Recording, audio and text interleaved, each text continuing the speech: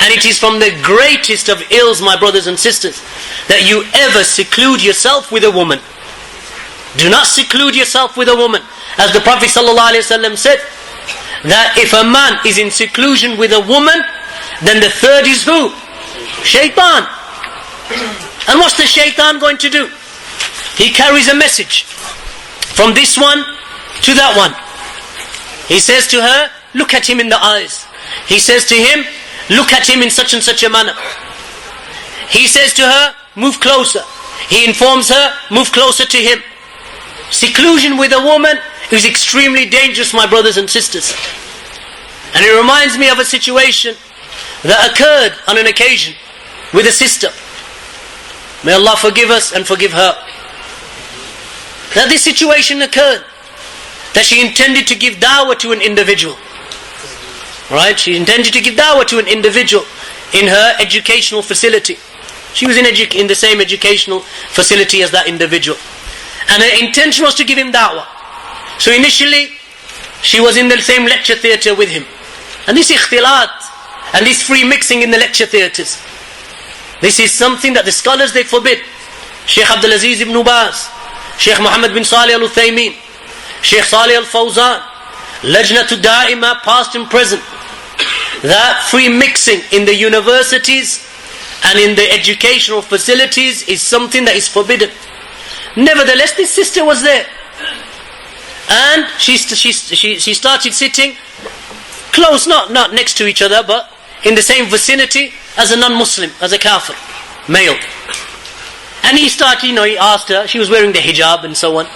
So he asked her some questions about the hijab. So she responded. She responded positively to her da'wah. So then, she would see him in the lecture theatre and she would give him da'wah. Talk about Islam, talk about Allah, talk about the messenger, talk about the falsehood of his religion and so on. And the next thing that happened is that they would meet in the canteen, in the cafeteria of that educational establishment. So they would share a coffee and they would sit across from the table. Then that moved to outside of the university. Kafir, man. Muslim woman hijab. No niqab, but hijab. And that moved to outside of the university, in a restaurant. So now they're having a meal together. And then eventually, it led to him inviting her to his apartment to talk about Islam, apparently.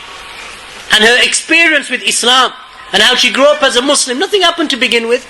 But eventually, that which shaitan wanted, and that which shaitan desired for them, and that was that they sin, and that they cause, and that they enter into this transgression against themselves, and transgressing the deen of Allah, that they slept with each other. And he impregnated her, she became pregnant. Now this is a woman, Muslim woman. Now, she phones, asking for help. What shall I do? Now, I want to have an abortion. Okay, now the child, she's been sleeping with this man, Allahu A'lam, 6 months, 7 months, something like this. And now she wants to have an abortion. She didn't recognize when she was pregnant, and now the pregnancy is in mid-term. Now she wants to have an abortion. So I said, haram. Sheikh Falah, I asked him the question, Sheikh Falah was with me. Sheikh Falah said, don't follow up one sin with another sin. Don't follow up the sin of fornication with the sin of murder. So then, Sheikh Falah advised, so I passed on the advice, go to your parents and inform them. Make tawbah to Allah subhanahu wa ta'ala. And tell them. Went to the mother, mother said, have an abortion.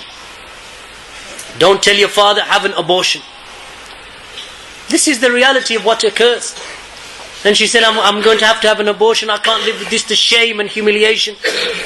But as we say, that if you're going to commit a crime of pleasure, that you're going to commit this crime, and you enjoyed it, and you took pleasure in it, then when the hardship comes, then you better be ready to face the hardship that comes with it also. You can't expect to have all of this fun and then say, okay, I made a mistake, so now khalas, it's all over, I'm going to kill the baby. No, you have to now take the consequences of your actions. Imagine someone's sister, someone's daughter, and she comes home pregnant. What is that? It is humiliation, of course. It's embarrassment. humiliation. But she committed that crime. And now she has to suffer the consequences of that crime. So this issue of seclusion is important, but we don't give it its true importance.